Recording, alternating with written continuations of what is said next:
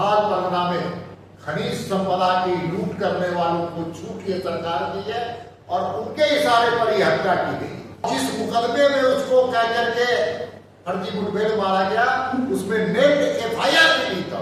भाल परगना एक होनहार, एक समाज सेवी, एक मुखर आदिवासी समाज की चिंता करने वाला व्यक्तित्व, राजनीतिक दल में अपनी भूमिका अदा करने वाला, पत्थर माफिया के खिलाफ लड़ने वाला, कोयला माफिया के खिलाफ लड़ने वाला और विस्थापितों के दर्द को अपना दर्द समझने वाला, निर्धन, गरीब, असहाय, अनाथ बच्चों को पालने वाला, उसको शिक्षित करने वाला व्यक्ति की फर्जी मुठभेड़ दिखाकर उसकी हत्या की गई। उसी के संदर्भ में मैंने राष्ट्रीय अनुसूचित जनजाति आयोग, जिसको NCST के नाम से हम सबको जानते हैं, और इस आयोग एक संवैधानिक संस्था है जिसका संविधान के अनुच्छेद 338 में उसको विशेष रूप से उसका उल्लेख भी है और उसमें स्पष्ट रूप से दर्शाया गया है कि आदिवासियों के संरक्षण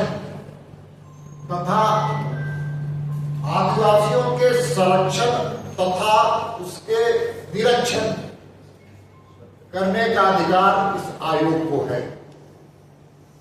इसलिए एक सांसद के हैसियत से, एक सामाजिक कार्यकर्ता के हैसियत से, एक भारतीय जनता पार्टी के कार्यकर्ता के हैसियत से जब उसकी मुठभेड़ में, कथित मुठभेड़ में, फर्जी मुठभेड़ में जब उसको मारा गया तो हमारे जैसे व्यक्ति को के मर्म को झकझोरने का काम है। और मैंने एक पत्र इस आयोग, NCST आयोग, जिसको राष्ट्रीय अनुसूचित जनजाति आयोग कहते हैं, उसको मैं पत्र लिख करके उसके परिवार को और झारखंड के लिए ऐसे व्यक्तित्व के लिए हमने न्याय मांगने के लिए लिखा था। उसी के रिपोर्ट के संदर्भ में मैं आज आपका ध्यान आकृष्ट कराने के लिए आया। ये राष्ट्रीय अनुसूचित जनजाति आयोग का रिपोर्ट है और ये रिपोर्ट जनजाति समाज के हितों की संरक्षण करने के लिए बना हुआ आयोग, और इस आयोग की जो अनुशंसा होती है उसको राज्य की सरकार या संबंधित संस्था को मानने के लिए नैतिक जिम्मेवारी होती है, उसकी मॉरल रिस्पॉन्सिबिलिटी होती है। और इस रिपोर्ट में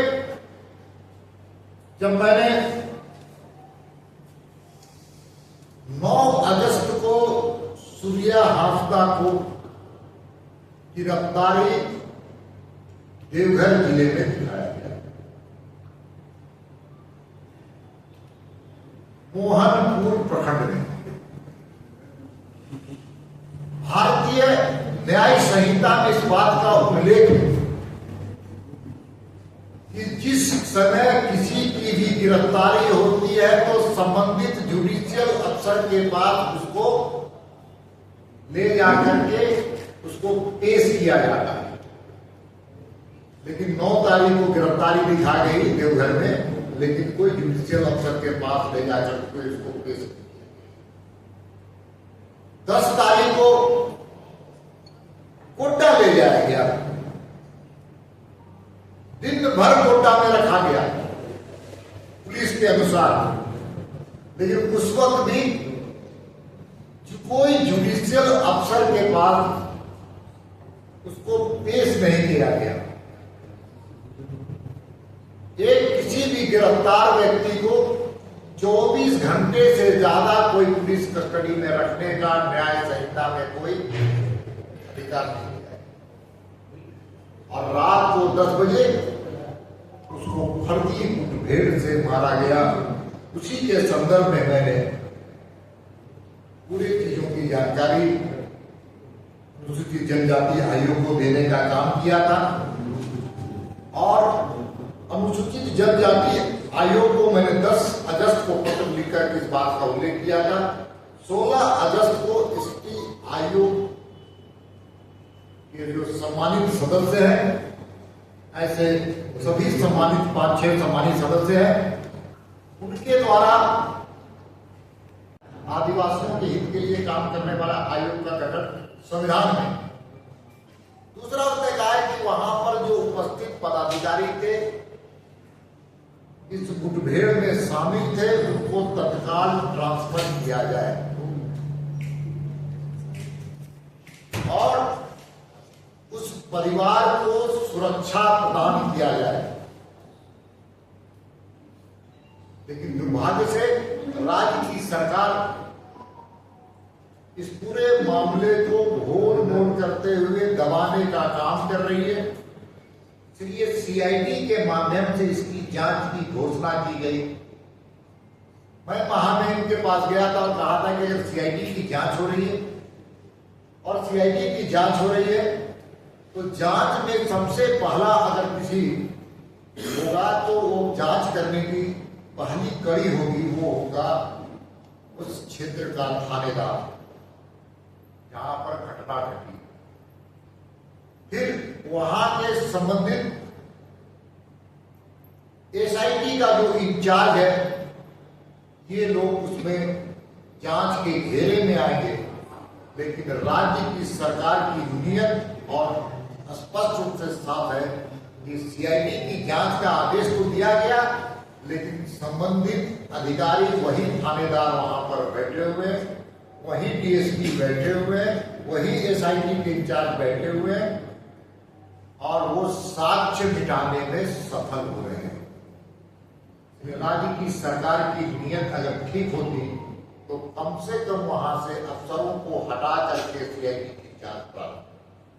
इसलिए पूरी तरह से मामले को घालमेल करते हुए राज्य की सरकार, एक युवा नेता, एक सामाजिक कार्यकर्ता जो आदिवासियों के हित की लड़ाई लड़ता था, विस्थापितों की लड़ाई लड़ता था और पत्थर माफिया के खिलाफ, कोयला माफिया के खिलाफ संघर्ष करता था। और जब जब वो संघर्ष करता था विस्थापितों के लिए तो एक मुकदमा डाला जाता था। जब वो पत्थर माफिया के खिलाफ लड़ता था तो 2 मुकदमे करता था। जब कोयला माफिया के खिलाफ लड़ता था तो 5 मुकदमे दायर किए जाते थे। इसलिए जो उस पर मुकदमे थे वो समाज के हित में काम करता था, तब उस पर मुकदमे किए जाते थे। और आज तक वो सजा याफ्ता नहीं, किसी केस में सजा नहीं हुआ, ना एक्सपाउंडर था, ना उस पर कोई वारंट था। और जिस मुकदमे में उसको कह करके फर्जी मुठभेड़ मारा गया, उसमें नेट एफआईआर भी नहीं था। इसलिए पूरी तरह से वहां पर पूरे संथाल परगना में खनिज संपदा की लूट करने वालों को छूट के सरकार की है और उनके इशारे पर यह हत्या की गई। किए जा रहे हैं, न्याय मांग रहा है लोग, तो उसका बातों को साफ करने के लिए उनको सीबीआई की अनुशंसा करने में डर क्यों लग रहा है? सीबीआई की जांच से डर क्यों है? कहीं ना कहीं दाढ़ में काला है। मुझे तो लगता है पूरी दाढ़ ही काली।